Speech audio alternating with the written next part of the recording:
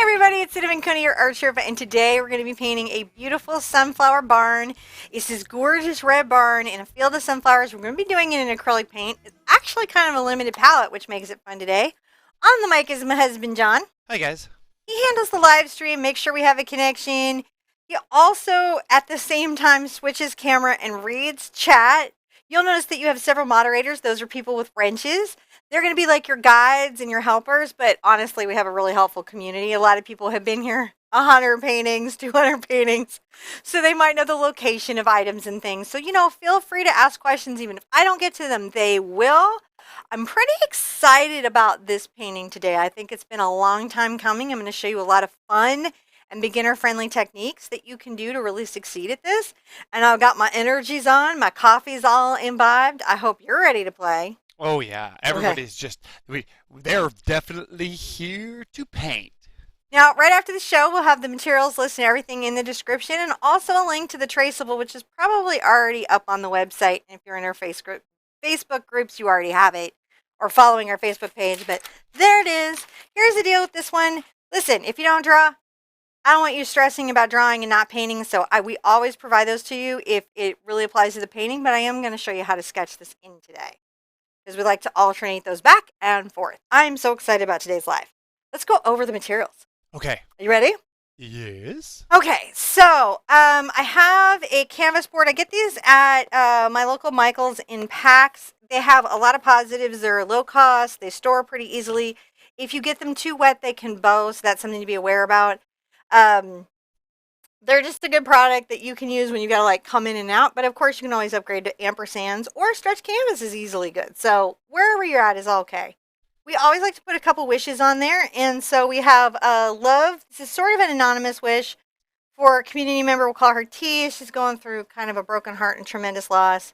Also, there's been a lot of wishes and echoing of love and support for families that have gone through losses. And then we really want to do one, especially, here in America, here in the heartland, which is like a wish for support and compassion and understanding and treatment for victims and families of addiction. We want to just see an end to this tragedy, just worldwide, so that we never see anyone ever lose any family member or time in their life to that. Because it's just unfortunate. If you're going through that right now, you deserve well-being, you deserve help. And I just want you to take whatever burden you're carrying and take it off your heart, come paint with us, and then make sure that you reach out and get help, because you deserve well-being. And then a happy birthday to Raven, who is one of our little brush Sherpettes. She's amazing. She's a future artist in the world, and we're so super proud of her. I really expect to be writing a letter of recommendation for her in the future. And also to Mark. It's a day late, but this is when the video was, so happy birthday, Mark. So hey everybody, that's where we're at. That was crazy. Okay. Oh, that's great. Okay. Oh, Da-da-da-da. I have my palette paper here, which is just this sort of let's special paper see. for Oh, acrylic painting. it works. Am I fast? What? It works. I It saved. works. It Let's see, I works. got a picture about you. Oh, there it is. I have titanium white. I have cadmium yellow. I have cad red light. I have alizarin crimson. I have yellow ochre. I have burnt sienna. I have phthalo green, phthalo blue. And just in case it's a dry day, I have my acrylic glazing liquid. This comes in satin or gloss or different finishes. I usually like gloss, but I've got to use up some of my older stuff, so I'm going to be using the satin today. And I'm also going to be using some sponges, because I'm going to show you a fun tree background method you can use for sponges. But first, we got to paint in some skies and sort of sketch things in, don't we? Yeah, So but you do. oh, well, I do. You guys really don't necessarily have to in any way. I'm trying to decide, I think it's going to be easier. I'm going to paint some of it in, and then I'll sketch it in. Okay. All right. So I'm going to take a little bit of my blue. That's called a bead. This is a palette knife. Um, these are available widely and soon to be available in a more widely distributed manner. I'm so excited. Okay. So basically, I'm just using this tool to mix a little bit of my phthalo blue and my phthalo green together, and that makes a phthalo turquoise. I'm going to wipe that off, and we'll get me a big, fat paintbrush. So it's always nice to have a big, fat paintbrush around. This is a number 30 bright. It's nice. It's wide. I'm going to dip it in my water, drag off my extra water, and I'm going to get my brush all loaded with my white paint. I'm loading back and forth, back and forth. And you go ahead and dip in and load back and forth. I'm going to get a little of my turquoise there. You can see that's going to give me my nice sky color. I'm going to come right here and paint those wishes into the universe right there. I mean, got to scratch them out because I drew a little hard. I wanted those wishes out there. You can see I'm just loading up and I'm just doing this light color as the sky. I'm going to do that thing you guys see me do all the time where I sort of curve my stroke. I like that effect in my sky backgrounds. And I think it's sort of easy when you're beginning to get that going and get a sky feeling when you're trying to.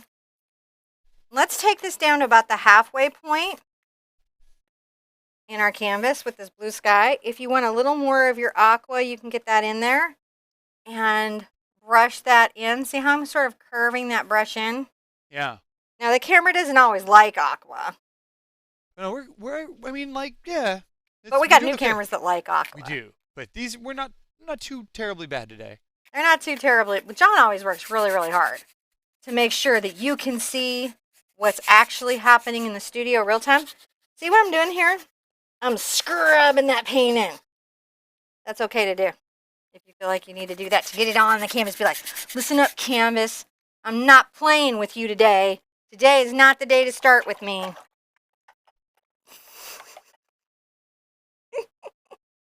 It's not the day.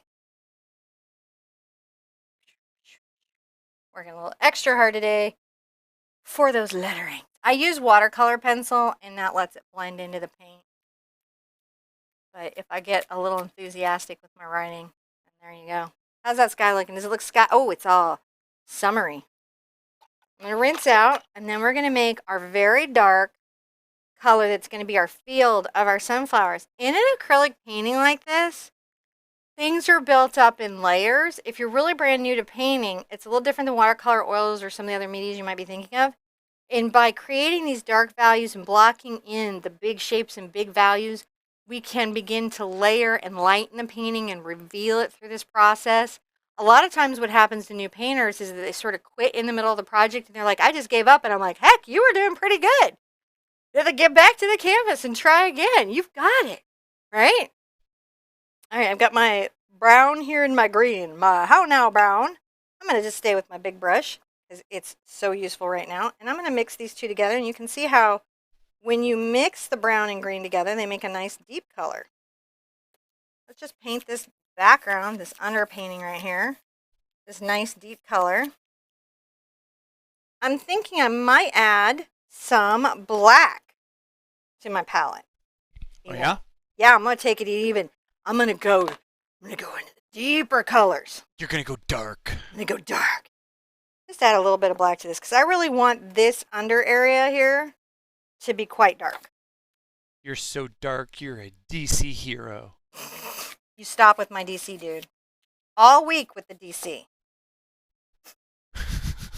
Just saying. I'm just saying, it's good to love Marvel. You know I love me some Stan Lee, but there's no need to throw shade at the Batman. Yeah, no, Batman's got my respect. Does Batman? Because I don't know.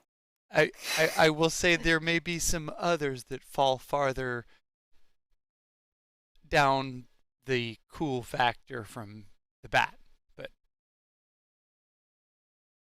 we have some some families are divided by politics. We're divided by Marvel.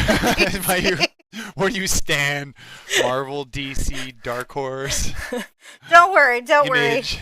We keep the shade in our own family. We won't give you any grief. I just really, I like Wonder Woman. I like Batman. I like Harley. I liked Poison Ivy. I pretty much liked everything in the Batman thing. But John sometimes feels that the DC properties are not as well executed. Is that a correct assessment of what you've been I would say stating? They could, they could use some more writers. If you've never been here before, not only do you learn to paint, but you learn our opinions on Marvel and DC. Yeah. Hopefully you have some of your own. You do?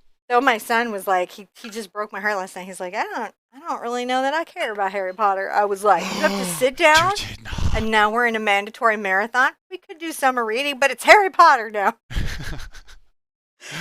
when you have the top half of your sky with this aqua, you're going to want to have brushed it sort of loosely and freely up here, making that wonderful phthalo turquoise kind of sky. You've got a deep value that's going to let your sunflowers grow out. You get to do my favorite part of the painting. That's where I leave John solo to just chat with you guys, and I'm going to dry it with the hair dryer. Okay. Do, do, do. Whoop. Okay, so what I will say is the same thing I always say, which is me first by saying I love all you guys and thank you for coming and hanging out with us. Um, I have to say I look over, I am always in awe of how many of you guys come to join us, and I want to just say thank you from the bottom of my heart for making this time as magical as you do for Cinnamon and I, because this is it's really awesome to have you guys with us. So thank you for that, and don't forget to, when you're using your air remover, to use it on the lowest heat setting. That way you do not affect the drying of your paint, because sometimes lower cost paint, budget paint, can do things like it can color shift or it can crack when you're drying it. But your more pro paints won't have that problem, so don't worry. If you're using a pro paint, you shouldn't have that issue. Now, I think the up close camera can see this. I have a problem, and I have to fix it. This will happen sometime. So when I did the wishes in my canvas, I did them with, I think I got, I won't shout out the brand because I don't want to give them shade, but I had used this watercolor pencil that was new to me that was different than the ones I normally use. I see them. They normally lift up and lift out, and it wouldn't be a big deal if it was at the side where the trees are, but because it's in the middle where my focus is, this is a big deal. Now, I'm not going to give up my positive intentions and romanticism or anything like that, so I'm going to have to fix this. So hopefully you'll bear with me. I'll show you how to correct that problem. If you're wondering what this is called in art, this is called structural induced discoloration. That just means something you have underneath your paint is seeping through. Unfortunately, when you shorten it, it says SID, which moms don't really love. No. No, but they named it without consulting any moms groups, and that's what you get. I'm going to use a big brush too. This is a number 26 bright. It's got the short handle, synthetic filaments. I'm going to load up with a little of my aqua and a bunch of my white. Get a little more water in there, a bunch more white. And I'm going to just apply that second coat. And that's really all it's going to take to fix this. I just want you to see how I would correct this if I see some moment like that on my canvas. This would really apply to most artists because many artists sketch out their design on the canvas before they begin painting. And I don't really have to worry about that so much. But our wishes kind of equate to that technical challenge that you might find as an artist. So if you've ever had that problem, as long as it's not something that will continue to bleed through the paint, the second coat should fix it. If you have something that's going to continue to bleed through the paint like a Sharpie or a particularly heavy graphite, you would have to seal that with an isolation coat and then hit your next coat. An isolation coat could be something like GAC 100. You know, so, or You're getting all sciencey on me. just letting people know some stuff they might not know because that's art teacher. And GAC Crazy. 100 is what? GAC 100 is Golden Artist Colors Medium 100, which is just basically the hard polymer acrylic emulsion. I think that's the isolation coat. Yeah. I have a bunch of it here. I'm pretty sure it is. So Read your labels. They always tell you. they'll, if you ever call them and say, look, something is leaking through my canvas, they will literally talk you through getting all of your that good recovered. manufacturers will do that, yeah. Now, there's this really cool thing that you can do. I've got me some craft sponges here. These are sea sponges, and they're like bumpy little beings. And I can use this to help me make some really lovely trees. And to do that first, I've got to take my brown and my green. And I may even go so crazy as to put a little black in here because I want it to be quite dark. Right? I don't want it to be black. I want it to be my darkest green. The other interesting thing you can do is sometimes add a little like yellow ochre to black to make your lighter color. But that's so warm it'll pull it forward, and I want it to recede into the trees. I'm to the point I may even get some blue in here. So what I'm doing is cooling the color, making it go further away from my eyeball. Wipe that off. And this part is really fun. I'm going to just get my sponge all smudged in there. See how it's all smudged? I see the smudgy. See the smudge? Oh, Now, wait, don't go there yet. I gotta this go down. is my favorite part of smudge. I'm going to start here and I'm going to Oh, work down. wait, you're gonna go up there? Okay, let me go up Start there. up in the corner. I'm going to make my light and airy tree. And I'm just going to Oh. very lightly tap my first bit. And it's going to make this sort of nice tree. Now, the outer part that's where the sky is, I'm going to let be lighter. But then, as I come in, I'll make it darker and denser. So now I'm pressing harder. And that can go right into your field. That won't hurt you. There's my first layer. A little dark.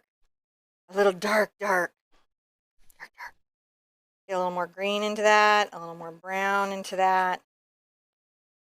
Getting this dark setup is really going to be our benefit. It's going to help us create some nice, strong value changes.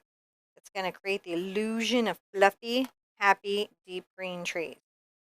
A lot of ways to do a tree. This is just one way. So I've got a run of trees here. I've got it freshly loaded, you can see. I'm going to come right here, tap it. Again, where it's into the open sky, I want to leave it a little lighter. I'll come back with some brighter green. And then back here, I definitely want to make it heavier.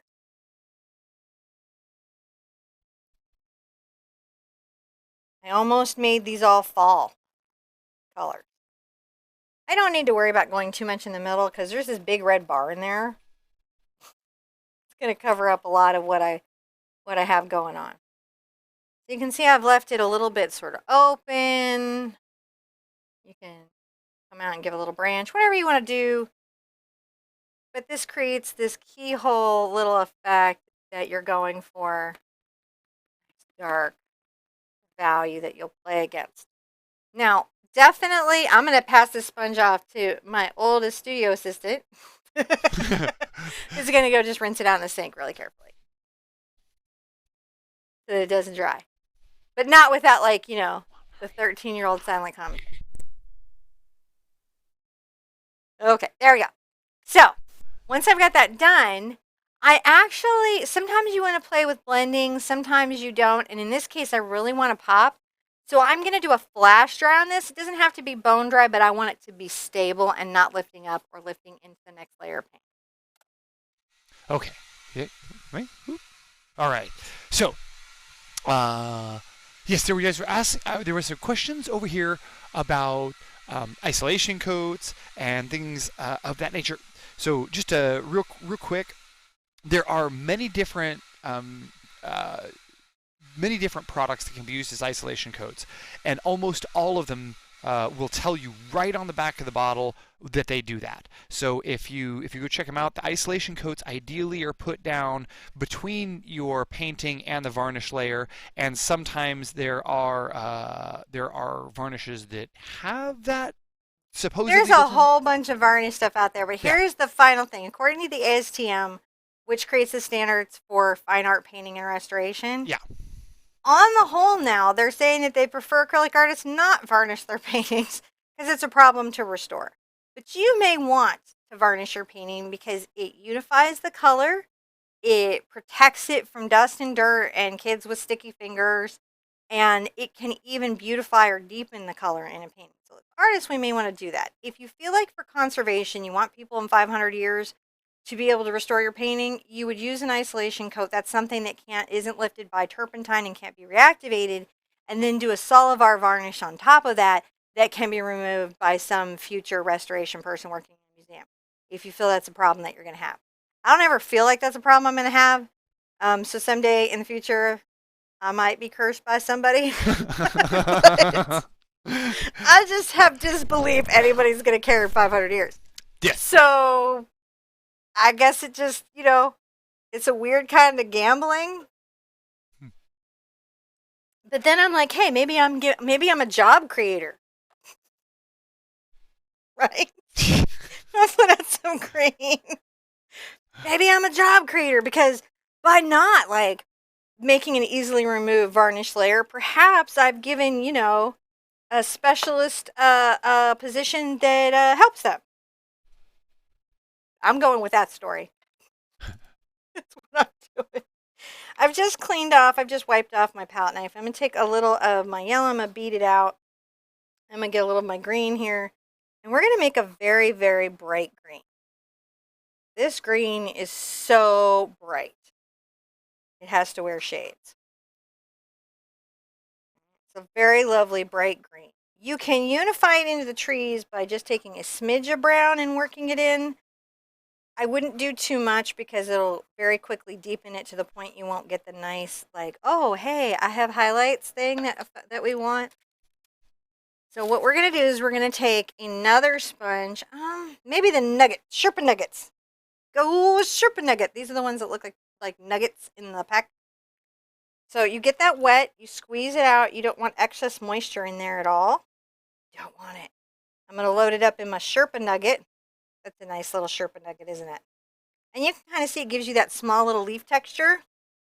And I will just tap this to the outside edges of some of my paint. And what you're going to see is I create like little shapes. Tap, tap, tap. Tap, tap. Where you can even get a little more yellow in there if you want to. You can just play. And I'm creating little values, little shapes of leaves that are popping out of the tree behind me. See how we've done? And I might focus that more into that little sky area. And then when we back up, it's going to be like, boom, tree. It's a really fun thing that you can do. And remember, you've got a big barn right here, so you don't have to be stressing yourself out. Oh, that's very nice. Very, very, very nice. Let's do the other side because it was so fun. I will switch to my left hand. Just to give myself a better angle on this. I'm going to switch back to my right hand because I'm not good with my left hand. Not ambidextrous. That was not a secret reveal of talent and ability that I was about to give you.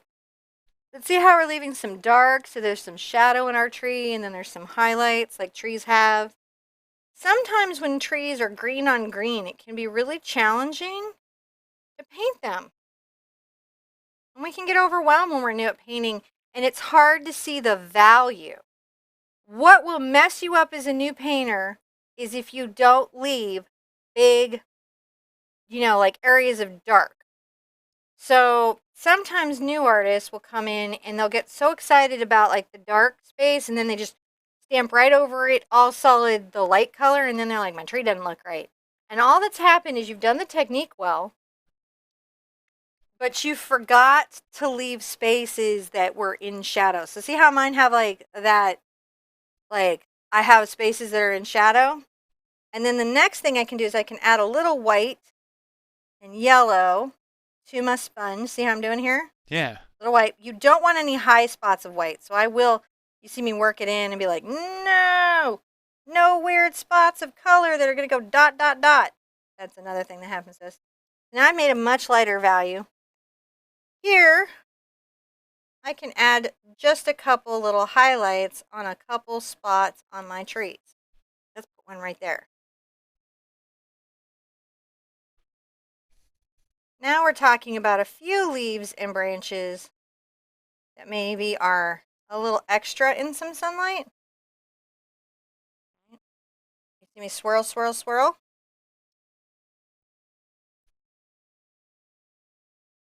What I want you to pay attention to here, I'm going to come over here, babe, is that it's not a solid mass of highlight. It's not a solid mass of shadow. It's some. And see how there's just trees that have revealed? I hope they see that. Do you guys see it? I think so. So like when you're on it, you're like, that's just a bunch of spongy mass. But when you get back, then you can see the trees. So what I would ask, if you're very, very new to painting and you're having trouble seeing these things, remember to stand up from your workspace and kind of go back through, go across and go, how does it look? Don't be like right on it. And if for some reason you can't get up, like you're bedridden or something's going on in your life where you don't have mobility, take a picture with your cell phone, because that's another way of backing up from your paint that you might not know you have. Right. And it's nice to have that. So nice.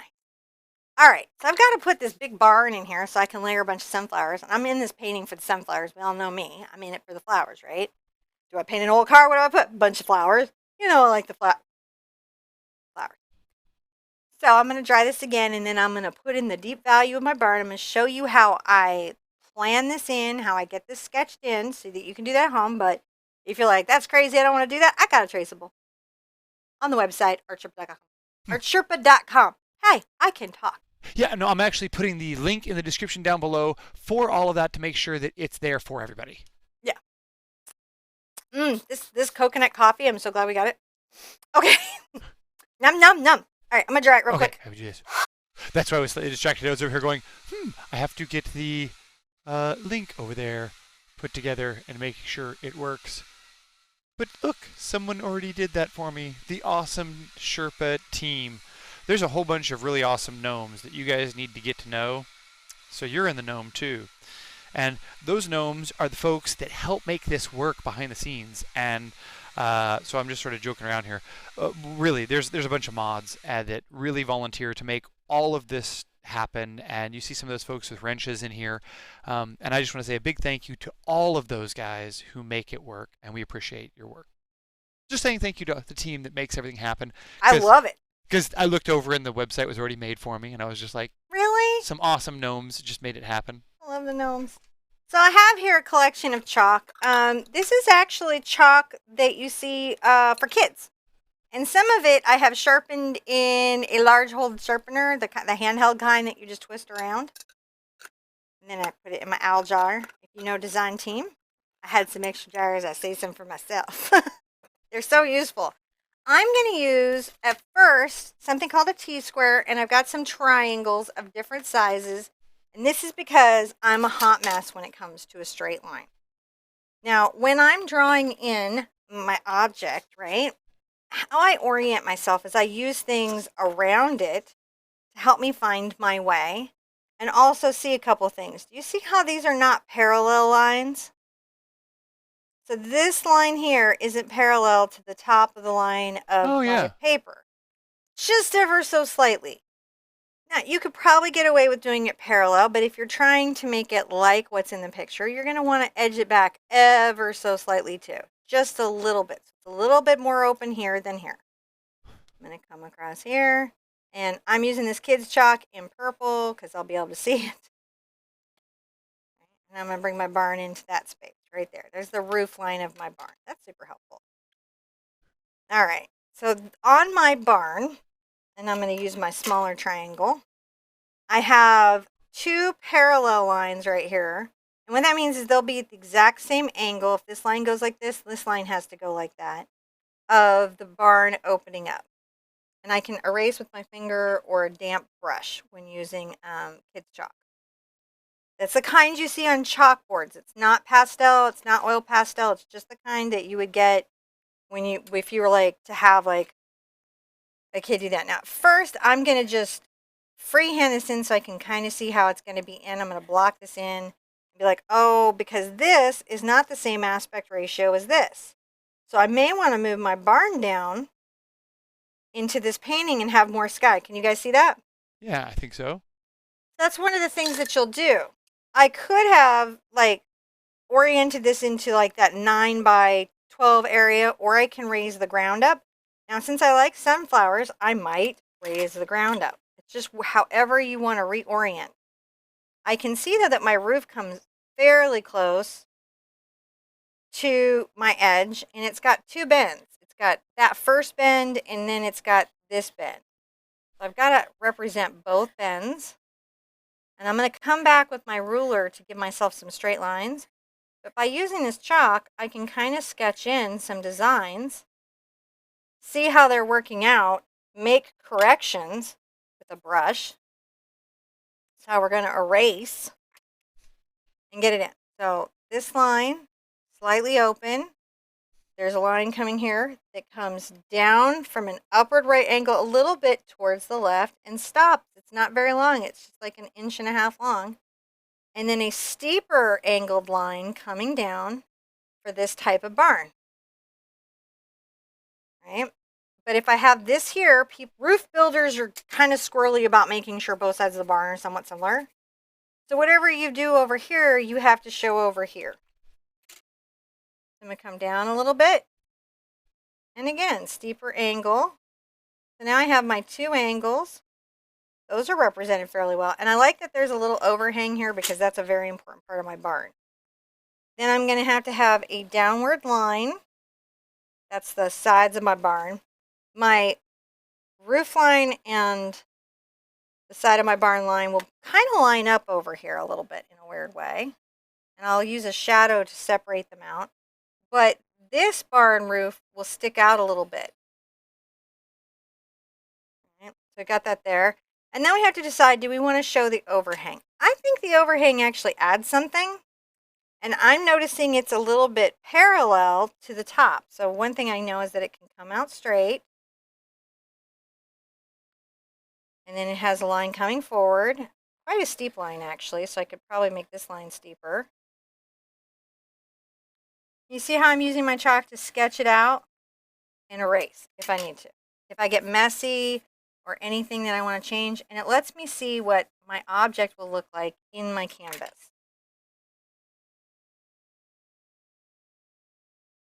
Boom, boom, boom. And then this can have a little bit. A lot of this will be hidden, right, by a dark value and a ton of sunflowers. And I definitely want a ton of sunflowers. Now there's a really wonderful little window back here. Definitely going to add that. There's a fun window here. I'll probably make it a little bit bigger. And there's a round window, again, which I may make bigger just because I think in the barn it'll make it more interesting. So that's something to think about. Do I want to make something bigger? Do I want to make it smaller? Do I want to show it as it is for the design of the painting? So already my barn's a little bit skinnier than my It's the skinny barn. It's a tall barn. It's a very tall, skinny barn. This is, because they're building rockets in their barn. There you go. Always defend your art. Somebody comes by and's like, why is your barn so tall? Go do exactly what John said. You do not need to weigh into the peanut gallery. Nobody goes up to a kid and's like, why is your sun so yellow? And if they do, give them a scary glare because they shouldn't be doing that. This is a vegan barn. We don't keep animals in it. It's where we grow our rockets. Oh, no. Yeah, there's no pigs, animals, none of that. No. We just grow rockets on our farm.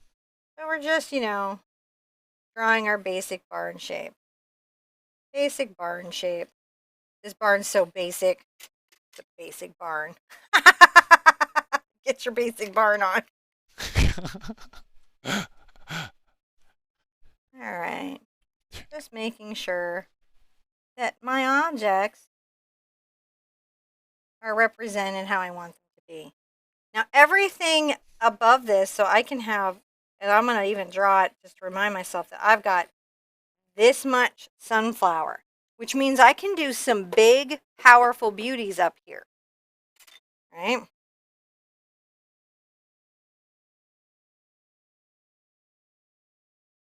Erasing my lines, trying to make sure that they, and so you can see the pigment in the chalk.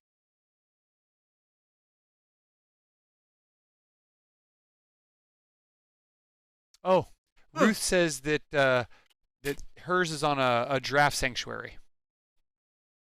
Go, Ruth! Giraffe sanctuary. April's baby is safe. Has anyone else noticed giraffes are everyone's doing giraffes right now?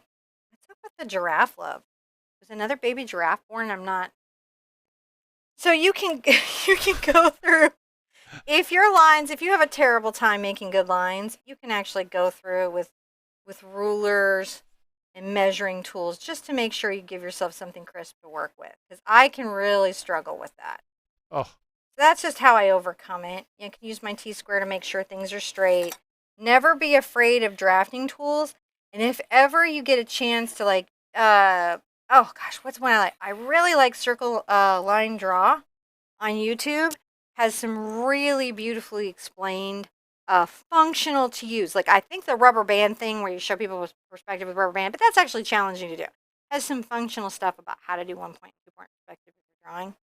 I highly recommend it. If I may make a recommendation. So once I'm happy, and I am happy with all of that, I'm going to do something that freaks y'all out. What you going to do? I'm going to paint it quite dark. I'm going to use, this has got to be restored. Time to get out the soap. time to get out the spa.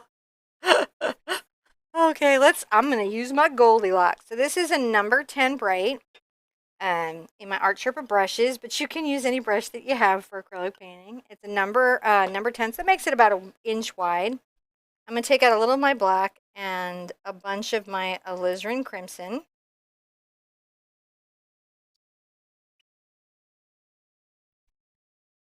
And all the parts of my barn that would be red, I'm going to paint with the black and red mixture. And I'm going to take this, I'm going to go like, see how I'm using the brush to make a nice straight line? And I'm going to go straight down. The wonderful thing about painting is I don't always feel that obligated to be an architect in my, actually, when do I ever feel that obligated to be an architect? I never do. This is my alizarin. So you can see it's just a very deep dark red. It's going to cover the background painting up fairly well. And if you're having any trouble covering your old painting, it's likely the paint you have has a very low pigment load. The paints that I recommend, like I'll have a list of paints and then I'll say these brands I recommend, it's because they have a high pigment load. And they bind and they don't do too many crazy things that I've got to be like, what? And then come up with very creative solutions for it. Because I want all my creativity to be about the painting, not figuring out how to fix somebody's paint problem. You know what I mean? Yeah. Because that's what I bought the tube for. That's why I paid the money. The big bucks is there. So this is the deal between me and the art company. They figure out the paint problems, and then I figure out the creative problems. And in this partnership, together we make art. Believe you me, more than one paint manufacturer has gotten that letter from me where I explain to them my job and their job. I'm sure they love it. I bet they're like, oh, yay. I actually have to write now under a pseudonym. That's a funny new change in my life. I have to not be me when I have an art question. Except for a few companies that I could like directly call and be like, hey, it's me. What's up? All right. So I'm going to go ahead and put in my little roof line here. Hopefully I'm happy with my drawing because I'm committed to it now. My best advice when you're painting is, and you're committed to something, right? Just lean into it. Don't, there's so much time wasted in art anxiety where you're like, oh, I don't feel like I'm being perfect. One, oh goodness, don't be perfect. That's just a way to ruin your art. Right? Even realists aren't perfect. They're meticulous. It's the difference. They're also pretty determined because realism is time consuming. Very, very time consuming. So this dark color is just sort of going everywhere. And it's going to block in the basic shape of my barn. The first, like, I think real internet YouTube troll I ever had was over a cabin or a barn or something. Because I'm just going to tell you right now, I cannot tell you what's happening in your picture if you don't send me a picture. I do not do psychic art counseling, no matter how mad you get at me. I just can't do it. I'd love to. That'd be a cool channel, wouldn't it? Yeah. So any like changes or paint or anything that I move over here, I have to pretty much plan to move over there. So if I move this, then I've got to widen that, and then I'll have to widen the backside. And that's just something to keep in mind. I widened this a bit, so then I just balanced it over here. Boom, boom, boom. Trying to see where you're going. There you go. Yeah, I'm just making sure that I'm doing good, maybe, kind of, sort of. I got to give it a little more burn on that side. I rinse my brush out because it's gumming. It's gumming. My brush be gumming.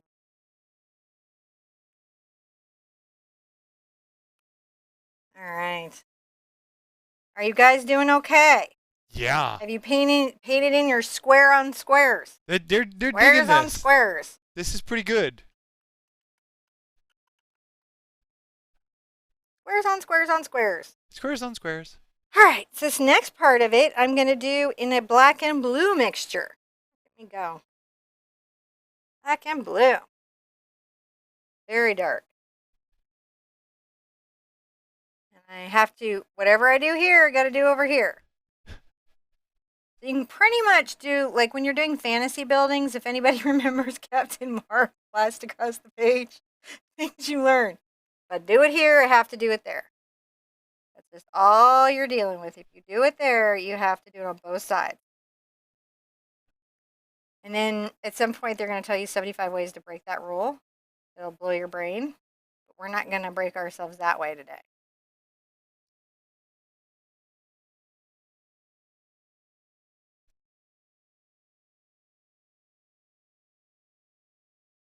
All right, there you go. It's a nice dark shape right there. We loving it. We loving it. I'm going to come along here. Just a little bit of this blue. And just a little bit right here.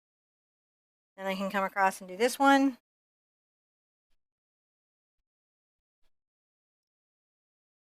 Which is also pretty cool. Barn, barn, barn, barn, barn. Huge portion of my life spent in these little red structures. Oh, it's really dark. I'm gonna. Huh? It's very, very, It's very dark? very dark. It's dark on dark. Right now, this barn is like fully So dark from on American Horror Story.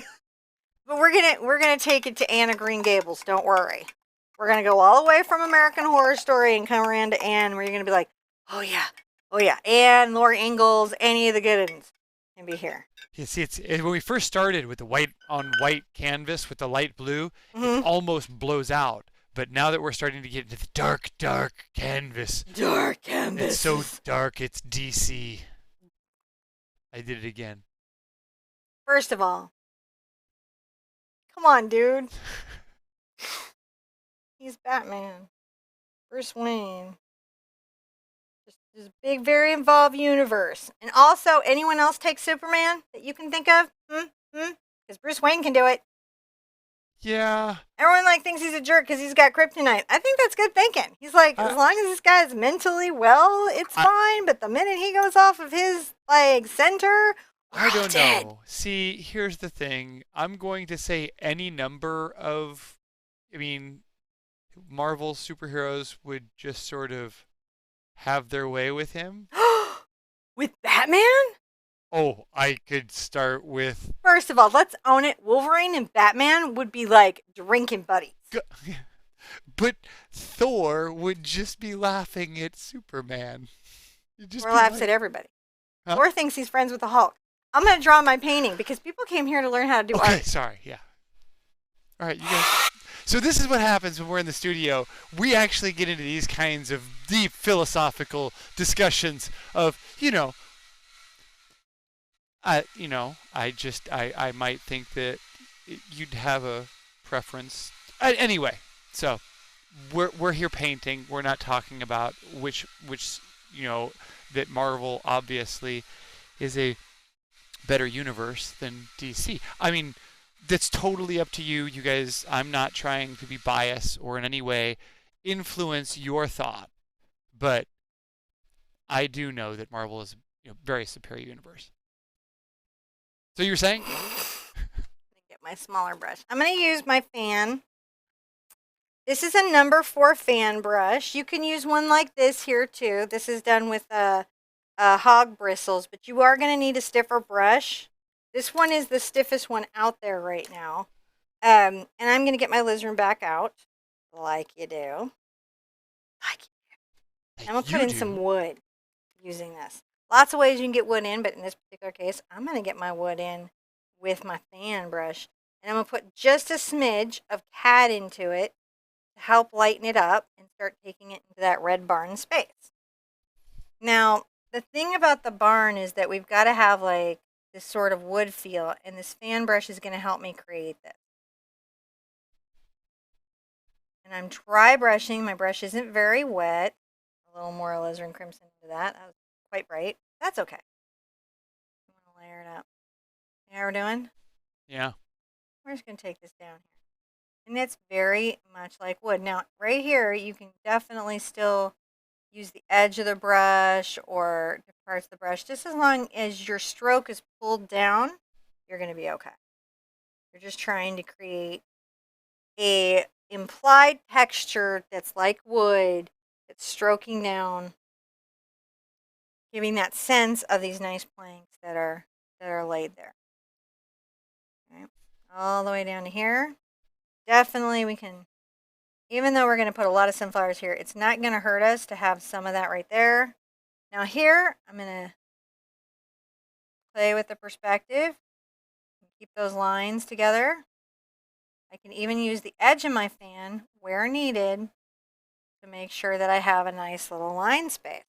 That's a foot. That's a foot. All right, now loading up, load up, load up. A little bit of CAD. Let's come here and hit some of these too. This one's going to be a little bit easier to do because it doesn't have so many complicated angles and shapes.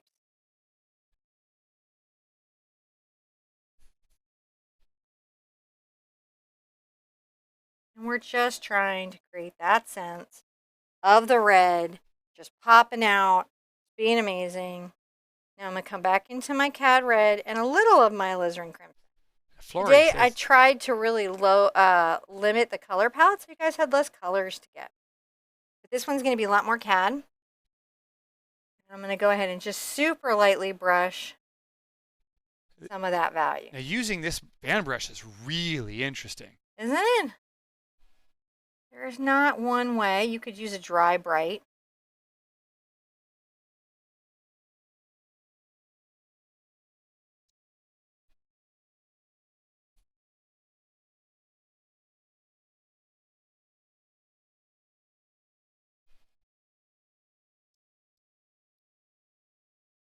I'm just making sure. I'm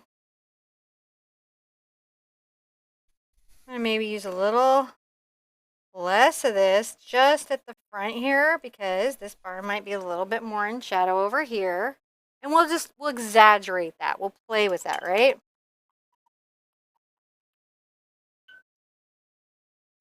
Now I'm going to grab my Cambridge, which is a number 6 Cambridge Bright. You can use any number 6 Bright you have. I'm going to take a little of my black and my white. And this is actually going to be quite a light color. This is going to pop. You can add a little of your yellow ochre to it because it's in the sun. And we're going to come here. And at first, I'll just make a nice little line that feels like straight and well constructed.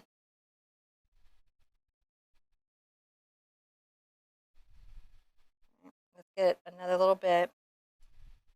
If your brush is too fluffy or too thick, this can be really challenging. So try not to make it too much harder on yourself than you need to.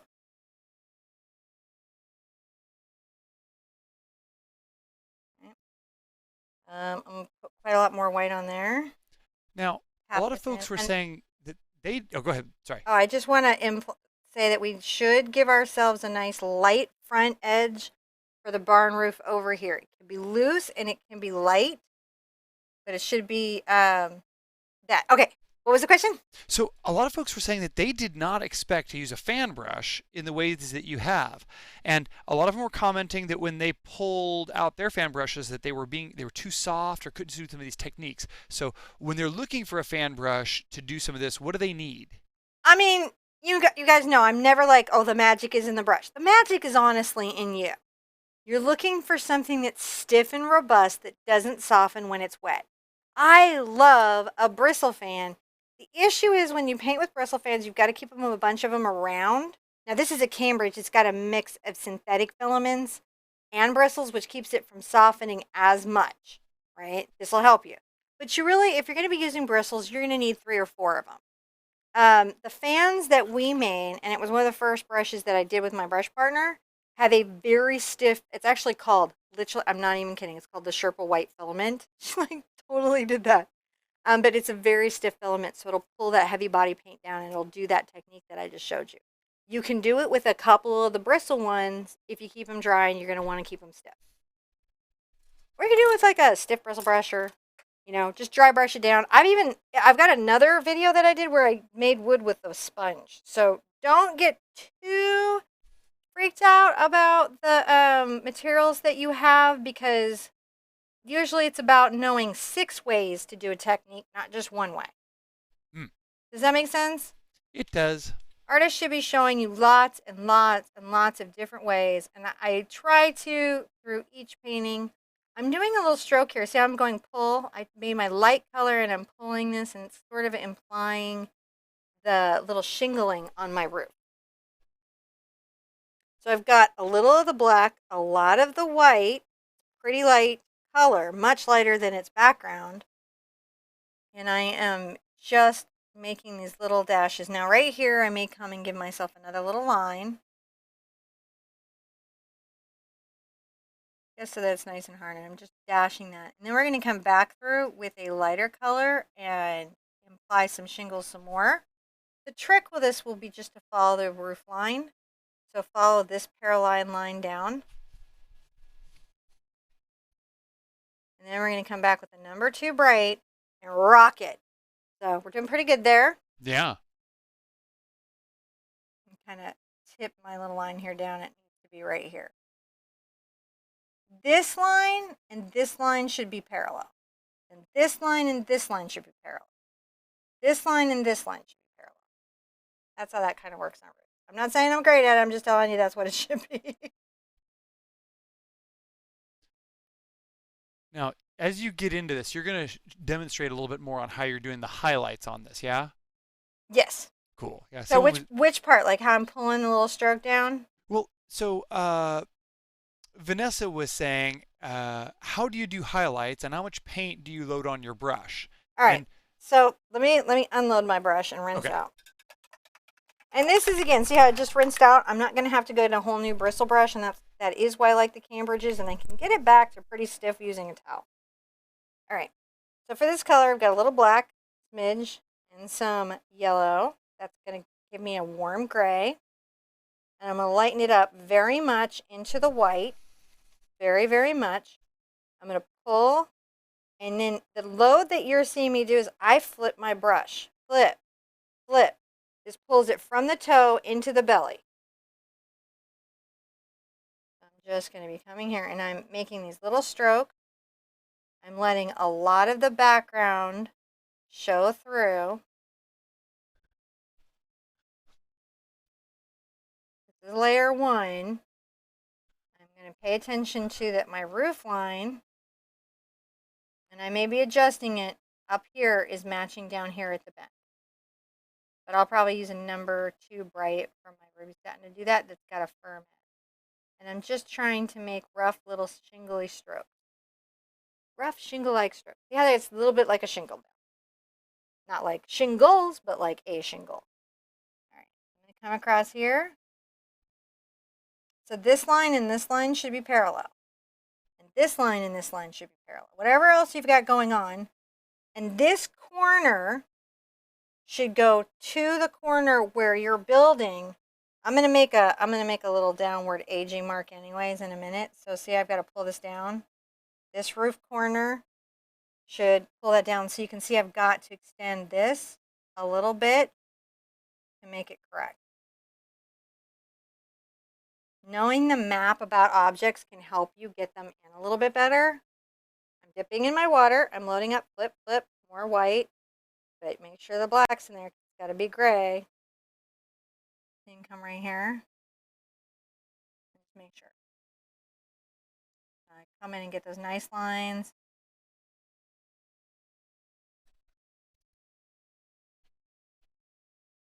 Also doing that little dashing stroke. Pull, dash, dash, dash, shingle, shingle, shingle, shingle, shingle. Little dash stroke. Shingle, shingle. Shingle, shingle, shingle.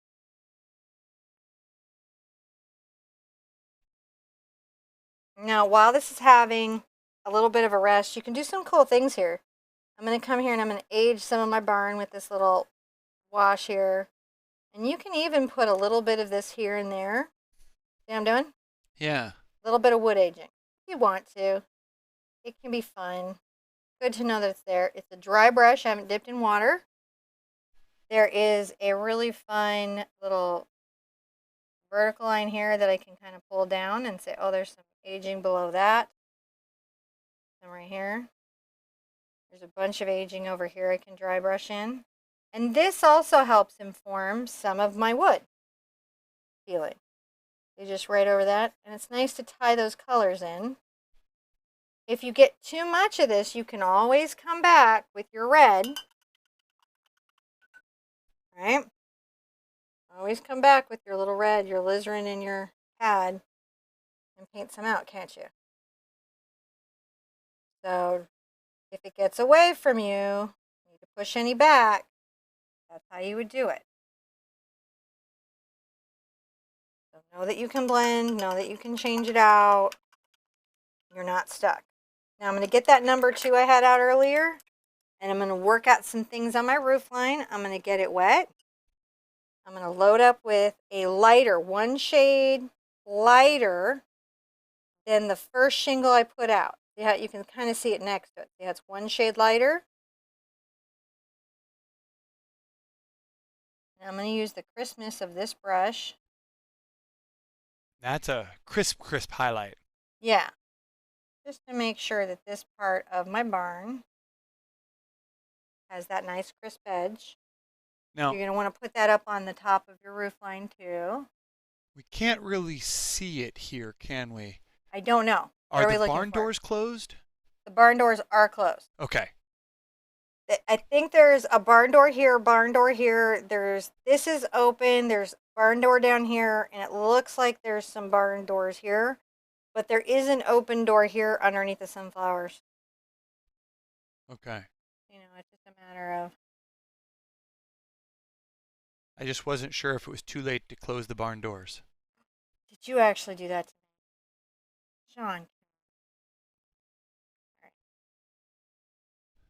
I'm just making sure that I've got a little bit of a crisp edge. So when I come back with the next bit, you know, whoa! That was a lot of paint. That was not what I meant to have. That happens. Sometimes I'm not paying attention enough.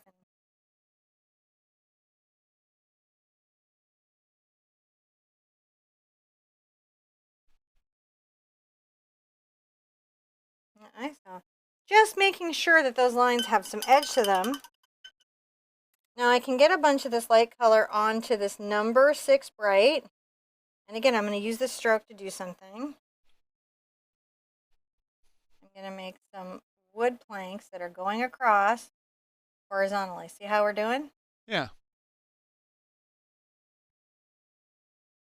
They don't have to be perfect. You just want to show that they're there.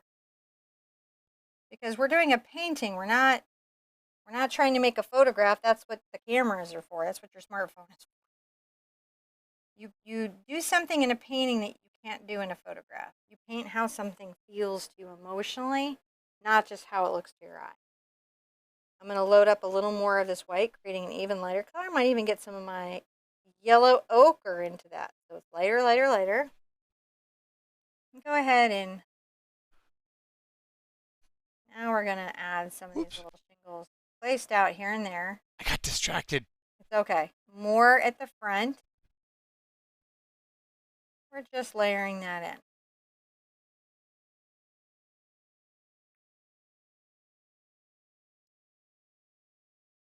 You know what we're doing? And a little less and drier at the back. So just focusing on that. Load back up. What we got here? Shingle, shingle.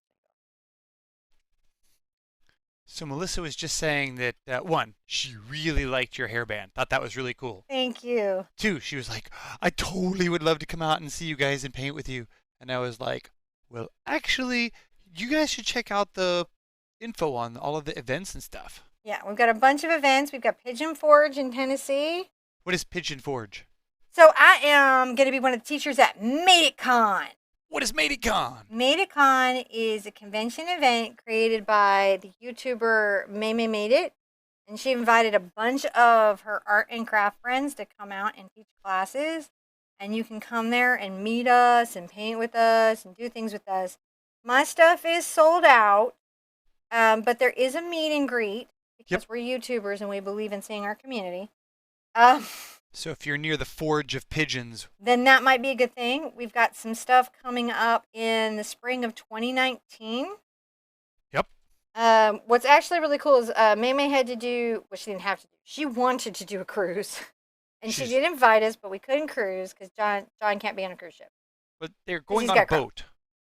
Huh? They're getting on a boat. They're getting on a boat, which is going to be awesome. There's not too many seats, so I'd hop over to the website and find out what's going on.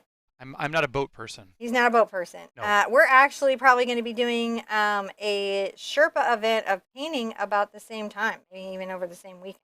Yeah, our first Sherpa event will be right in that same February timeframe. So if you're crafting, get on the boat. Yeah. That's going to be pretty cool. And if you're not and you need to come painting, come hang with the Sherpa. We'll have more on that on the website. We are, and we're gonna make sure both of our communities know about both of them.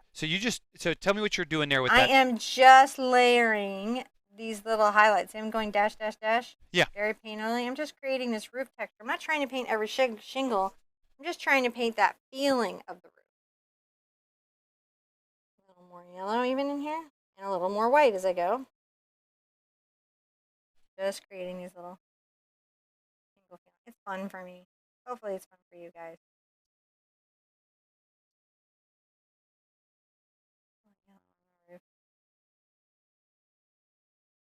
Little bit of roof. On the roof. My family lives in a mobile home. Got a roof. All right. So I mentioned my glazing liquid. I think I'll use it here. I'll probably uncap. And I likely am going to take, so I've got my number 6 Cambridge here. I'm going to load up a little of my blue. So I'm going back and forth, working it in the brush. I'm going to get a little of my black, going back and forth, working it in the brush. So it's not thickly in there, but it's in there and worked into the bristles. And then I'm going to get my glazing liquid. And that's going to let me do a transparent coat. And I'm going to come and start talking about my shadow underneath my barn roof. See how we're doing? I'm going to pull that down. I like my shadow to soften that shadow. It's going to come under this corner here, and it's going to be under the roof here as well, and under the roof here. Just pulling a little shadow into my barn. Again, I gotta keep it bright though, because we're not trying to go American Horror Story, even though it's really cool property. We're trying to go Anna Green Gables, Laura Ingalls, something like that. Happy barn, not Animal Farm barn. No, happy barn. Now under here, I'm going to darken a lot of this, but I'll leave a little edge there. And I may even imply a little open door right here. See how I'm doing? Yeah. But very soft. Let's put a shadow under this. Number one thing that happens sometimes in our art is we forget to cast a shadow. Forget to block the light and cast a shadow. And that's going to really help those different fields take on that shape and texture and effect. And maybe just a smidge of a one right here. Just put a little shadow in. And while I've got that in, I can load up my brush with some black. Still the number 6 Cambridge. Great. And I'm going to just imply a little window over here. It could be open and going. A little window. So I got a little window there. If you want to cool it, you can actually add some blue to your black, and that will actually help it, weirdly, be more windowy. I'm going to also add a little window right here. A little rectangle. And now is the time to decide if the little weird circle at the top is going to be added or not. I'm going to look at my composition and decide what I feel will look best for it. And I'm not really feeling it. I think it's going to be a distraction, and I'd rather put that time into implying a really cool highlight. So I'm going to get my brush with a little of my CAD in my alizarin. And right here, I'm going to tap out a little kind of angle. Maybe a little more of the alizarin. Look at that weird little open window effect we can create into that shadow. And then a lot more of my CAD. I'm going to make a little ledge under here. And I may even imply a little bit of something around window. So it's just a little bit.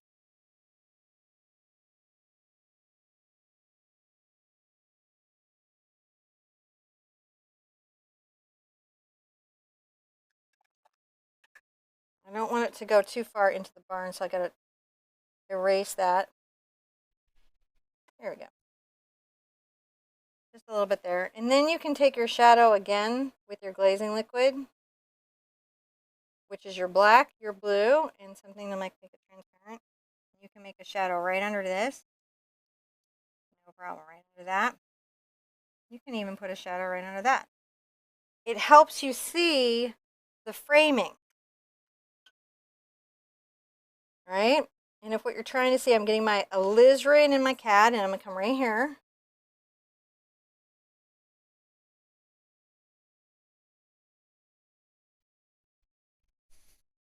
Just trying to see the framing. Then across here. And you see that open window now? Just hidden in the back of the barn. How fun is that? Yes. So fun. So fun. And now we get to be painterly, which is the best. I'm going to take a little of my burnt sienna and my phthalo green and a smidge of, yeah, my yellow ochre. So this is not a bright green, but it's a green that will show up in the background. And I'm going to come back here and I'm going to just make strong strokes.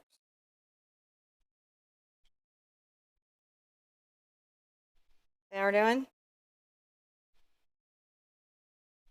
And I'm actually feeling like this could still be darker.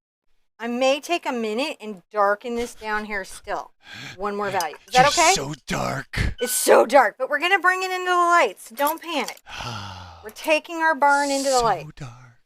I'm going Throw to get some shade on it. Go ahead. I'm going to get my blue and my black and a little of my green, and I'm going to really darken this up.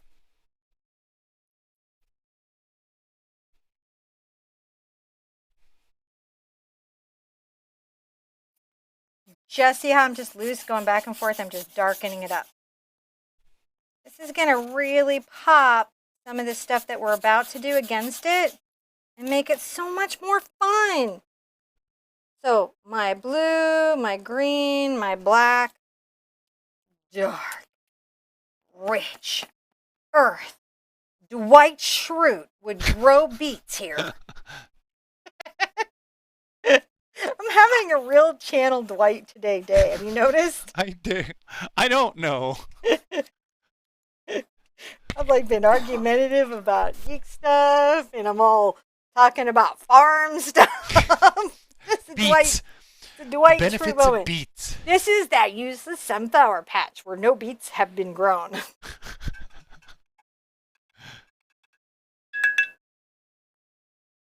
I'm going to take this up a little bit, even over where I worked. We want this. Well, we want the. Remember, we talked about raising the ground. Wow. To shape in our barn. There we go. We have some little brushes coming from a very rare part of the of North America up here, the Newfoundland area. Cheyenne and Noah, little brushes. They're big fans of you. Hi, Cheyenne and Noah. Hi. And they're up in the St. John's, New Brunswick, or the Newfoundland area. Oh, and so, just to say hi to all the Newfies, and we give big love and hugs, you guys. Big love and hugs. We were. You have barns like this, right? Yeah. Well, I do believe they have barns like that all over Canada and the U.S. Yes. I don't know if they have them in field. I don't know where. I where. feel like I've watched some of Canadian pickers, and I feel like I've seen that. Yeah, I think so. I'm going to straighten this line out because I feel like it got off of level, and that's going to really help it.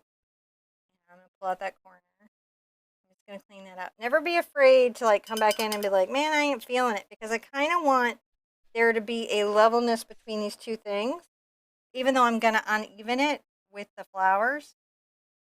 So that's going to be my first thing.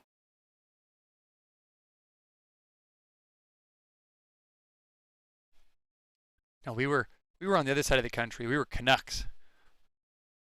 Yeah, it's true. It's true. We were Canucks. Go pop our Canucks up. I'm going to add a little bit of the red there. see it, but just wanted to drop that down a bit. So when I put the sunflowers in, we're really seeing those two lines in relationship to each other. Now I can go into my happy little green and brown and yellow ochre. All right. Green and brown and yellow ochre. All right, here we go. So that's some green, some brown, and some yellow ochre. And that's our dark sunflower color. Now, if you grow big sunflowers, you know something very important about them is that bumblebees love them. And if you watch a lot of Sherpa, you know Sherpa loves bumblebee. Especially the big fuzzy ones. Just the fuzzy ones. I don't like no sleek, fast bee, but I'm in it for a big bumblebee. The reason my strokes are a little bit smaller, you notice I'm making them a little bit smaller back here, is these sunflowers are distant from us, right? So by making the stroke smaller, we're implying them being far away, far, far away. Layer, layer, layer. Layer, layer, layer. That fun? Was fun for me. And it's fun in Newfoundland. Newfoundland? That's home in, that's like you're getting into Anna Green Gables territory. They got what I meant. John didn't ever read the book. I He have is no idea. just no idea. There He was might this. know Little House on the Prairie because his little sister was a fan. Well, and there was a TV show on. That you were forced to watch because your little sister was a fan. You've already told me the whole story. I know. And I have heard all of the soundtrack to Annie more than enough. Annie was not near a barn though. She was a city girl. But just saying that other scarring from a childhood is that, you guys may have all the Disney musicals, but I had Annie. Angela Anderson and I joke that we got the Anna Green Gables thing going on because I used to with my natural hair color when it's not blue is red. So I could have had some of that vibe going on. It might be a thing. I'm just trying to see how these is. I'm just trying to make these little marks and randomize them and not have too many in a focal space. And I definitely am leaving some of my deep values there in the background. Now, as I come forward, and I may even move up the size of my brush just to accentuate that we're using scale. That's the size of things. This is a number 10. Did we take off the marking on this? This is a Grand Prix. This is a Grand Prix. It's a number 10 Grand Prix. I have washed this so much it's lost its markings. That's it. I'm using a little less of the burnt sienna. I'm just using the yellow ochre for this and my number 10 bright. And that way I can really kind of, as we're coming forward, make bigger brush strokes. But I am going to leave a lot of this dark.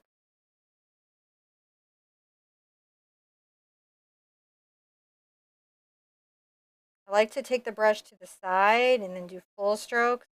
I'm going to come in and do some focal leaves, but I want some loose out of focus leaves too. And that's what we're talking about is loose out of focus. Bear thinks this looks very much like a Smallville barn. I'll take it. Go DC. So, I can say that's true. I can so totally see Clark Kent growing up here on this, little farm. See, now I'm giving you side eye because I don't know if you're giving my barn shade now because you're so mean about DC. See, these are just like little marks, right? I'm just making these nice little random marks, almost like a Zen tangle. Breathe in, breathe out, relax. Remember to make slender marks and thick marks because they'll imply leaves pointing different directions. Before we get into our highly detailed colors and things, that's going to be really helpful for us.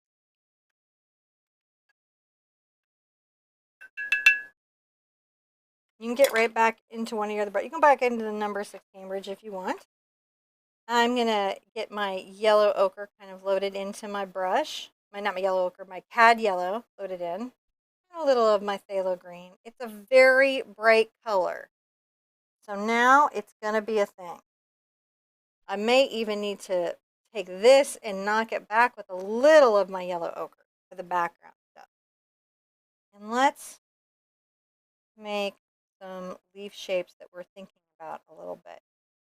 and little pops of color here.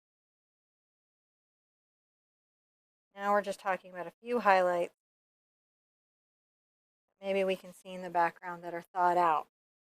That hue over there, we got to pay attention to that hue over there. I'm just wish Sharon was around so I could tell her that joke. She's always talking about thoughts in her apartment. But in our world, thought for that hue over there. Let's mix up some of that hue over there.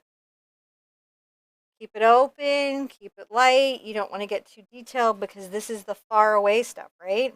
And you don't want it to be too yellow because your sunflowers won't pop.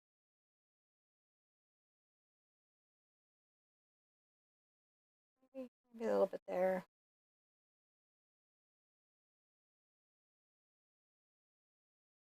Just these little leaf shapes here and there. Some of them more thought out. So if they're far away, they're smaller. And as they come closer, they get bigger. Right? Playing with the colors. And then we'll get our focus bits in at the end, which is the fun payoff. Right now we're just giving that sense of a very populated space. Out.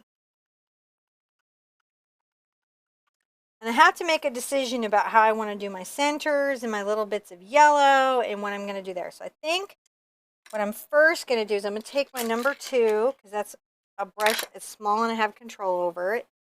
And I think I'll grab a little of my alizarin and a lot of my yellow ochre.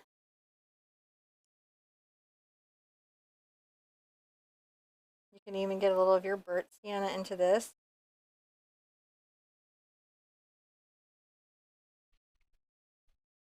Just making for the center of my sunflowers. Now, to get a nice flow, I may need to dip my brush in water. Are you guys seeing that mix there?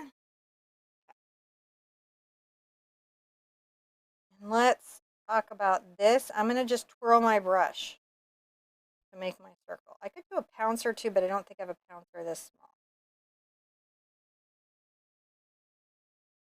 I might need my vision enhancer.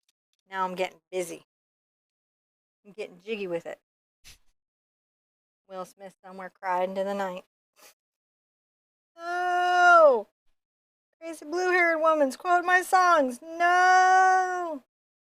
But I am. A little bit here and there. Remember, sometimes they face backwards. They do different things. These sunflowers don't always play neat and nice, right? Yeah. So we got to talk about that a little bit as we're painting them in, the different things that they could be doing. Maybe there's a little one back here. A little one right here.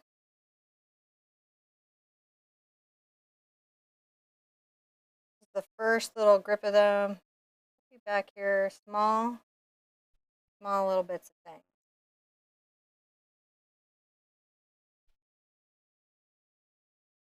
So, how many hoots would you say this one is? You know what, man? I felt like it was 2, but it might be 3. Could be. Could be 3. Depends on where you're at. If you didn't, have maybe some of the tools or the colors, it makes it more challenging. Take that back there. Now I'm gonna I'm gonna pull out a little of my cad yellow. And I think I'm gonna tone it with a little of my alizarin. And I'm going to come into the background here and I'm going to pop little bits of that.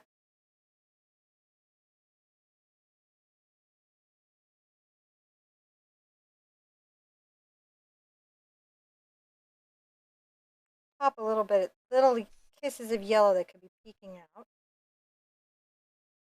from this little backspace.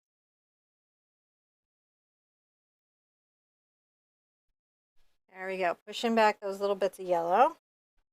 Now, if someone wanted to, help with that hoot thing, could they? They could. I'm going to be tapping some yellow back here. You want to tell them all about the hoot meter? It's okay. You tell them about tapping. Oh, I'm just going to be tapping these little taps. I think they need to know about the hoot meter.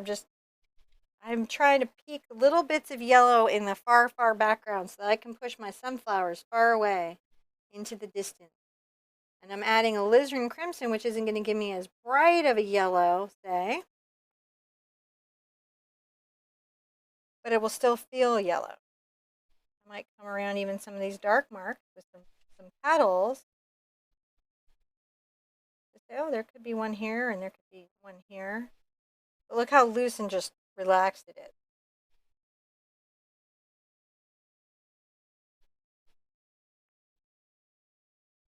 Little alizarin, working my number 2. And remember, you can even tuck some of this color into your leaves as you're moving through to give it the sense that things are distant or in a shadow or in the dark, dark ground. That kind of put some of this in some of these centers. The top where the sun could be catching it.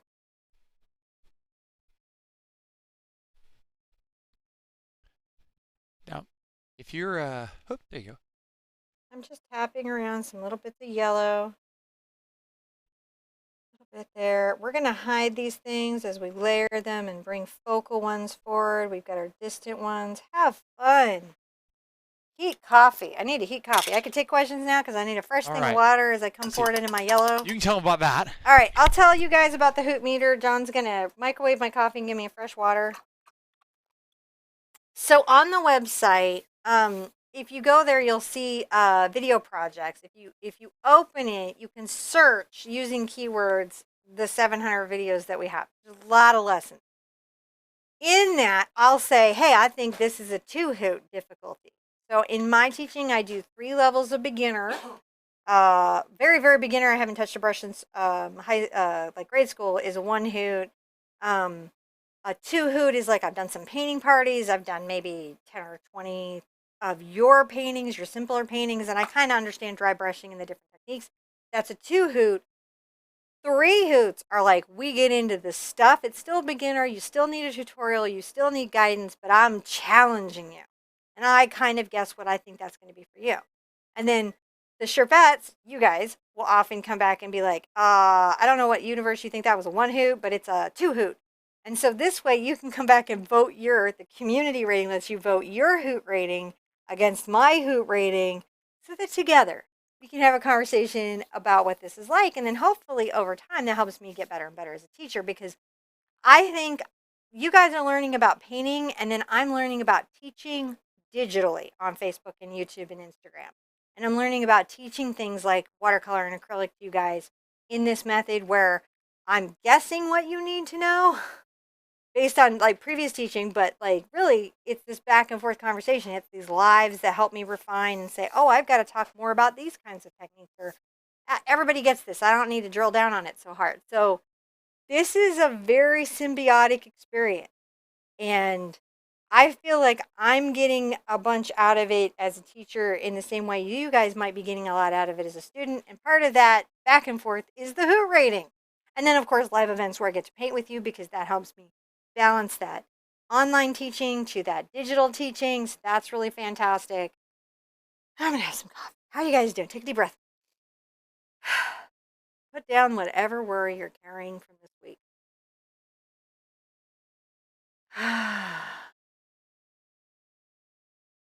We're under pressure, aren't we, little humans, for not being in a disaster film?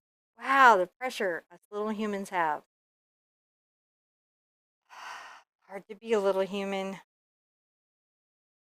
A lot of pressure. Yeah, I think so. I think as a species, we have there's a lot of noise coming at us all the time, isn't there? Yeah. It can be. Oh, that's yummy. I love that coconut flavor. So glad we got that. Our Bed Bath & Beyond just opened back up where we live from the hurricane. And we're really happy to be back buying our coffee in the bigger size. Okay. Oh, I love this. All right. So I'm going to keep sunflowering it up because that's fun for me. And for the next little part, I can start to do some yellow. And so this is interesting. I'm going to take my yellow into this mix, and I might actually do a little burnt sienna. I'm I'm going to dip in there with my brush and in my clean water. And the reason I got clean water is yellow is very transparent. It can get very dirty easily. I'm going to put my vision enhancers back on because you can't paint what you can't see. And I'm going to just use this brush to sort of tap out around my wonderful little center.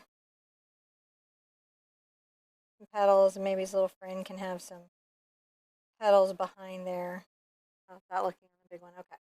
The yellows are very transparent. I'm going to be painting this very thick. Impasto even.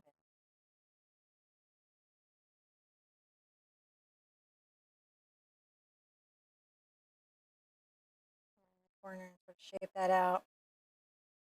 Maybe there's one right here. A little more in focus. And I'm just using this little bright. And how I get around, how I negotiate around my shape is I use the corner of my brush. You could use a round or a cat's tongue here pretty easily.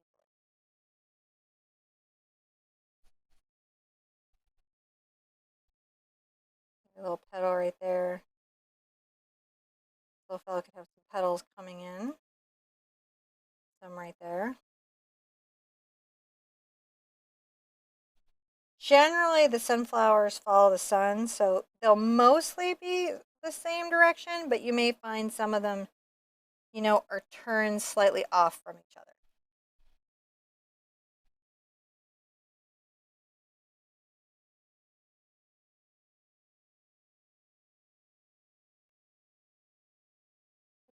Tapping or if we back up, how are we doing on our sunflower? Oh, that looks nice. I can even pop a little of this brighter yellow here and there into the spaces where I feel like I might have a little sunflower going.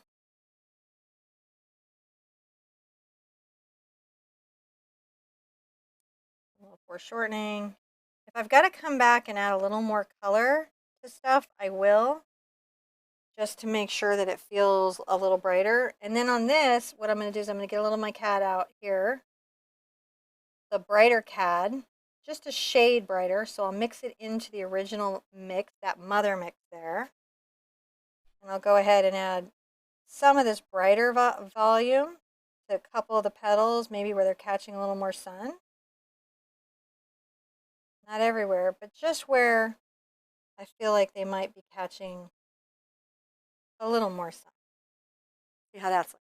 Oh, see how they have you just want to make sure that your stuff has different values. I can come in here and I can get a little of my burnt umber and a little of my alizarin crimson together. And a little yellow ochre, making kind of a dark color. And I can even make sure that I've got a little bit of that darkness around some of these little seed pods, right? Just in those places where that might be in shadow. And then I'm going to look. Lovely.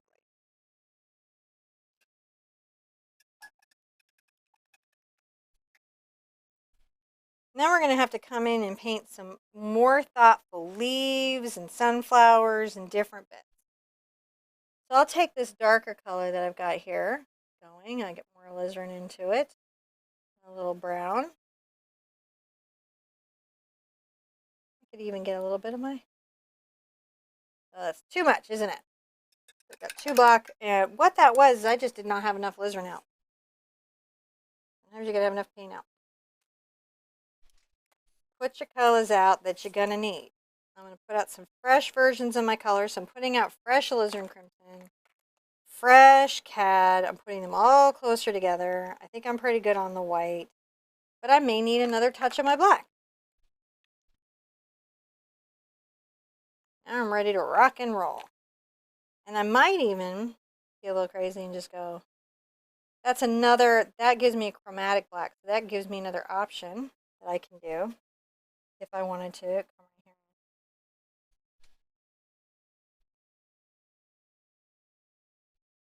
Just talk about the shadows that could be in those little flowers here.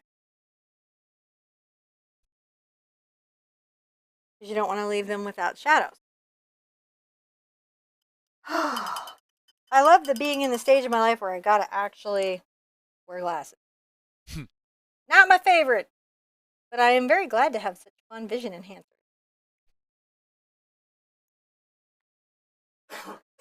So right in here, I'm going to paint a nice focal sunflower. I'll paint its beginning of its little colors. You know, you can get a little of the cad red into this. We're just making a nice dark seed pod. I'll paint another one right here.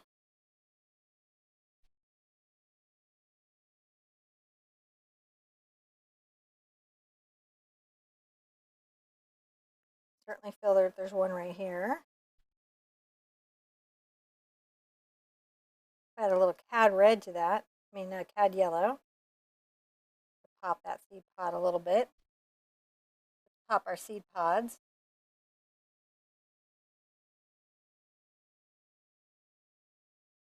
There's one big one right here, but I think I'm going to add it to this corner here. That's a little too yellow, so let's get some of our darker color.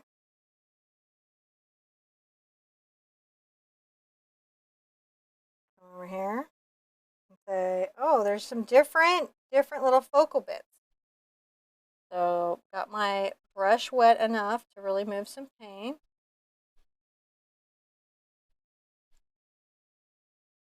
It's just about making sure that I've got some nice, like there's a nice little circle here. And he's got a little friend right here.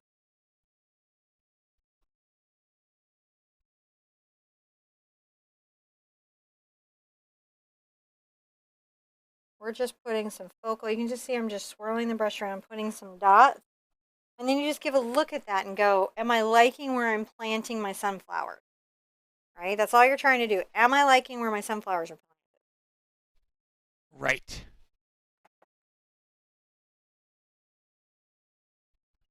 If your paint is creeping up the brush, you just grab and roll it down, reload. And if your paint isn't covering as it's drying, as it's dry, because sometimes some of the brands of paint will lift terribly if you work them at all until they're completely dry. I'll make this the biggest of my sunflowers right here. The most focal. Right here. Too much yellow.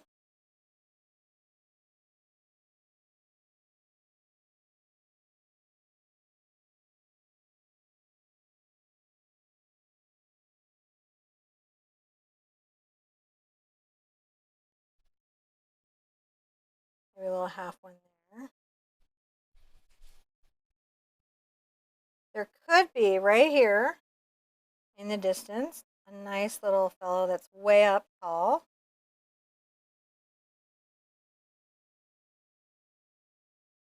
Has a little friend down here. Another little friend right here.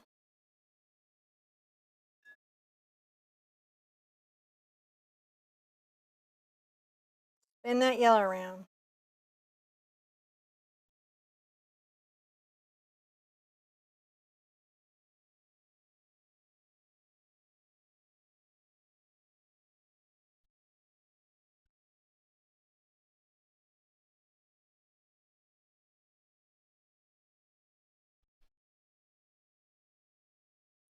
Just trying to create some faces. Get into, let's say, a little of my cad yellow and my cad red, but I have not rinsed my brush. In some of these, I might start to put a slightly brighter face in the center. There, we're doing a slightly brighter face. I may have to break soon and get into my cat's tongue because brights don't really do the best circles. You can do it, but they're just not the best.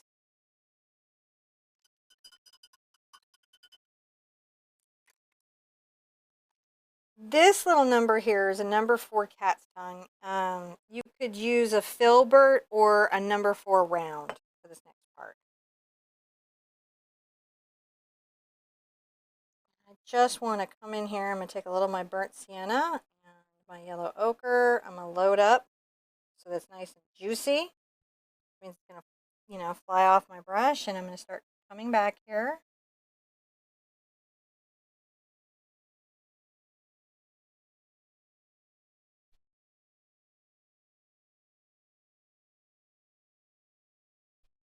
Just making sure that I've got shape.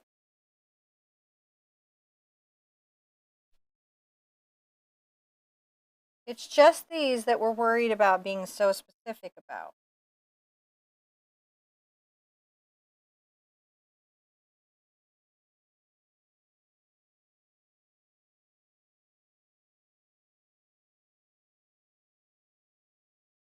Rinse out. Now, in some of the center of the seed pod, so I've got my little orange here, which is my cad red and my cad yellow over here. I'm going to get a smidge of my green into this.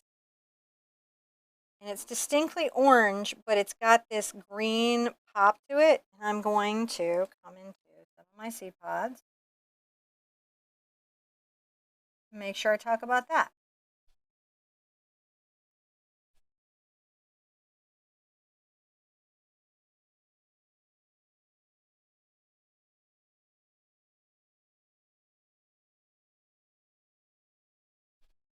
Making these little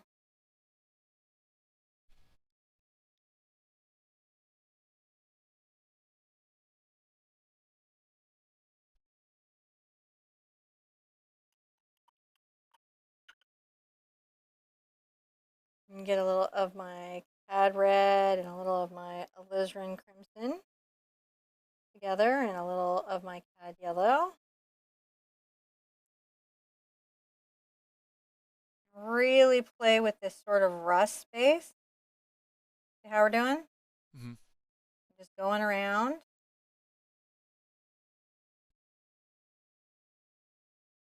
Look, there's a fast way through this, but sometimes for some things it's good to slow down. And for those of you who laughed because you didn't feel like I was going that slow, I get it.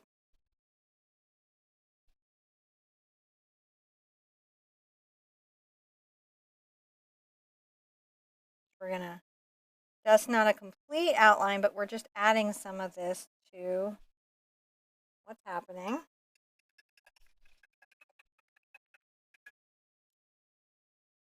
Look at how that's, those are looking pretty good. Now I'm going to pull out some of my yellow. I'm going to get a little of my cad here.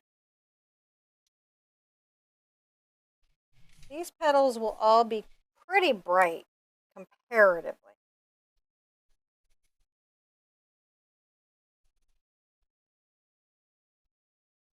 I'm going to just enjoy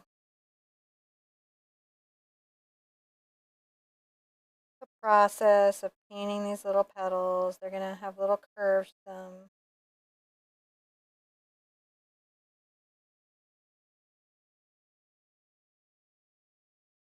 Just tapping my brush, and I'm using it to help me come around the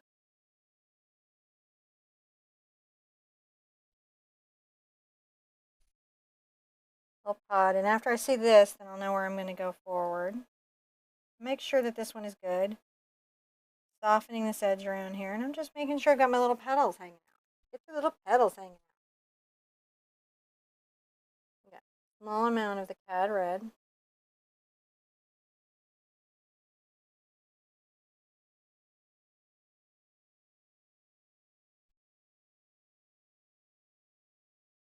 Just having fun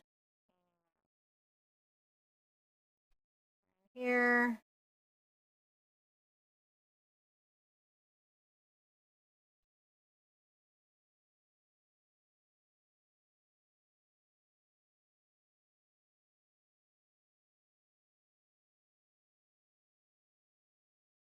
Juicy, which is that it's just flowing nicely. It's not it's not like thick. It's not super dry. It's just ready to come off your brush and do its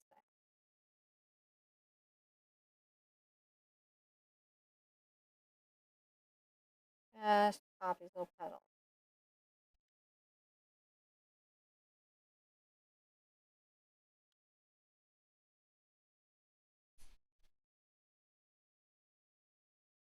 How's that looking? Let's look at our barn. Oh, is it starting to come together? Oh, it really How is. is everybody feeling? They love this. This is just a really, really amazing. Fun, right? Yeah. We're having fun. Sometimes art is for fun. Yeah, sure. Sometimes at the museum, it's to make us think and reflect on our lives and maybe think about how people used to see the world. But mostly, art is to let people know we were here, like in the caves in France, reminding others that somebody lived here and raised their family and had dreams and hopes and decorated their home and did more than just sustain a life from day to day, but made an effort to beautify their world creatively.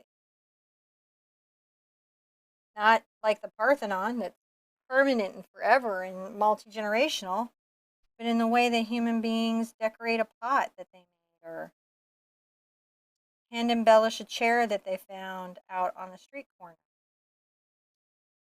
Repurpose it into something magical and amazing in their lives. What we art for, we art to improve that experience of living, not to impress anyone on social media. So that's nice. Nothing wrong with it. To have people like what we paint, groups, and Instagram and Twitter and Facebook. I like it. You like it. Who knows what it'll be in 10 years? That's what we're doing right now.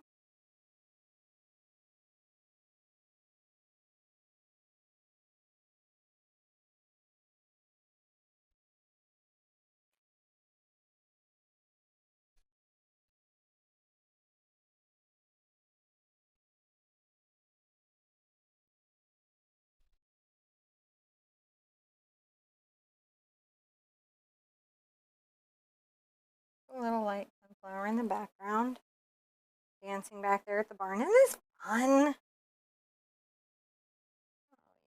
yeah. A little happy, dancing around.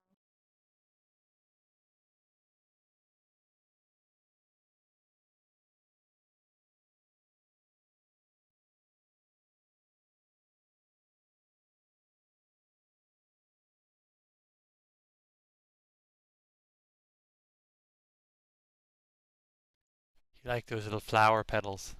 They're just fun little loose flower petals. We'll You get tighten up some of them. And when I say tighten up, we'll get a smaller, more detailed brush and like create some more focus on some. But right now, we're just pedaling up the world. Pedal it up, man. This is a busy, busy field. it is. It's got a lot of flowers. They were all like, "Are you painting all of them?" It's about. Well, it's kind of yeah.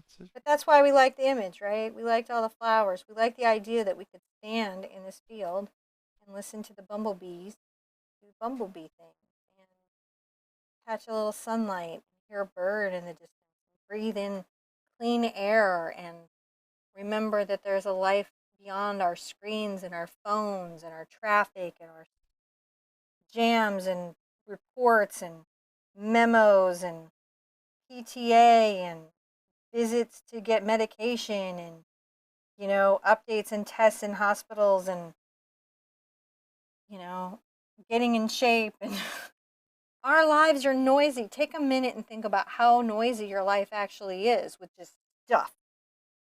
Just stuff. How few of us get to stand in a field of sunflowers on a perfect summer day. I mean, I don't know about you, but I work hard. I imagine you do too. Whatever you're doing in your life, you might be working hard at getting well. We're working hard. Keeping our kids okay, getting everybody through their lives. It's not a small feat what we do. Just making it more focal. Maybe even kind of take out like what's behind there.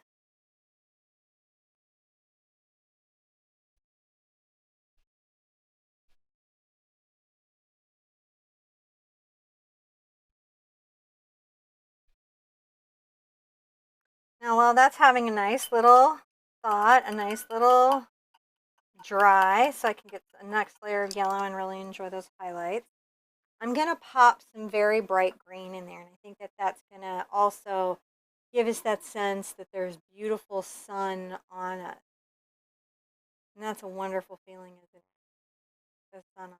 And sometimes we're in a situation we can only visualize and remember the sun. And wherever you're at, remember how that felt and warmed your skin, warmed your spirit. Sometimes the things we think are as healing as the actual thing. It's like the placebo effect. Why not placebo sun, right? Right. Why not? Lord knows I need some placebo sun. I'm going to load up my brush with some green. And I'm going to get my cad yellow over here because it's so bright. You can really find that. And I might even get my glazy medium so it flows out. This is a lovely green. Ooh, it is a lovely green. I'm going to just talk about some leaf shapes and a lovely green. Maybe some stalks here and there. But mostly, I'm not going to worry about all that so much as this green that's popping here. Pop some of that bright green into that mix.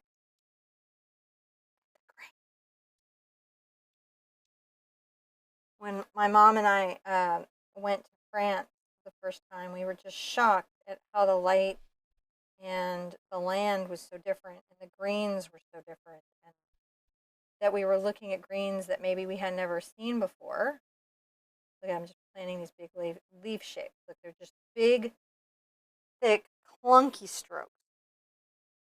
They're earnest and honest, and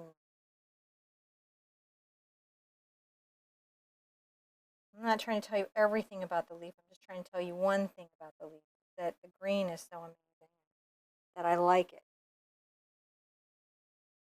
I'm trying to tell you.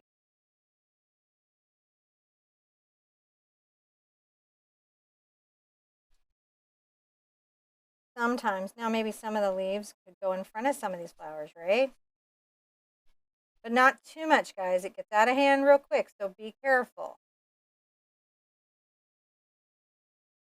when you're planting your leaves.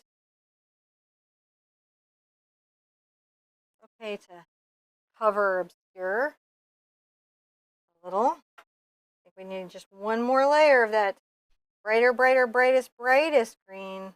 Think? Yep. Just one?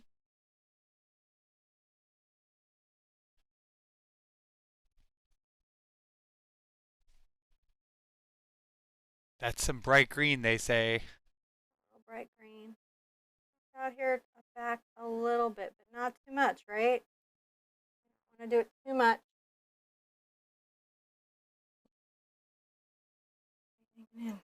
Perfect day. Perfect day.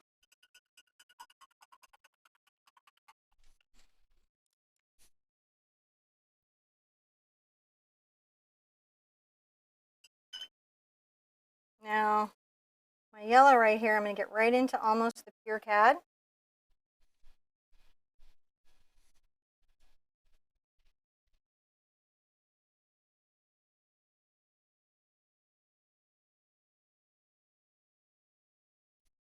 And I'm tapping in, not every leaf,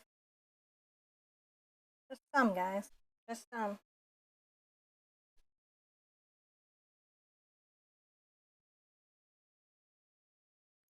Just some of these need some brighter. And see, I'm catching it where I feel like the sun would have caught it. Oh, yeah.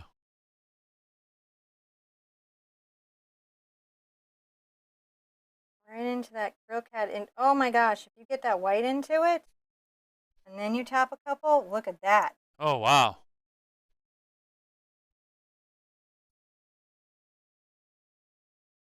You're really almost done, aren't you? Yeah. This is going to I be mean, an I don't under... want to be out of my sunflower field yet, but I know it's almost time to go home and Well, I'm get just the amazed. lunch and I think you're going to do this under 2 hours. wow. Because you're just, it's an, you're 10 tell. It's an hour. Yeah, we're under 2 hours for sure. Yeah. And listen, that's my speed, guys. That's my speed. Your speed might be, several days of just taking a little time in your sunflowers. Maybe you want to slow down and talk about some of the flowers you know, a little more involved, and that's okay.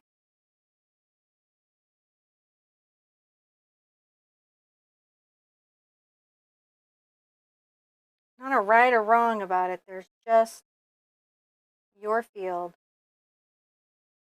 How does it grow? Can you hear the bees, the birds? Is the wind blowing nearby? And how does it smell? And you don't have any pain, stress, worried about the beginning of school. You're just in a field, somewhere perfect. Problems are simple, worries are small. That's the privilege of our painting.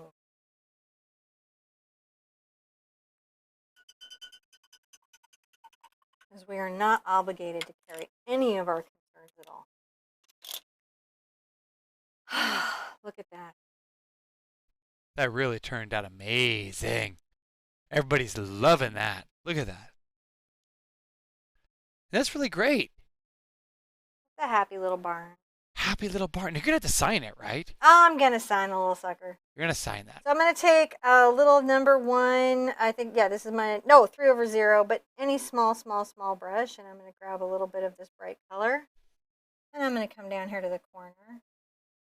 I want my signature to show, but I don't want it to take out the whole painting.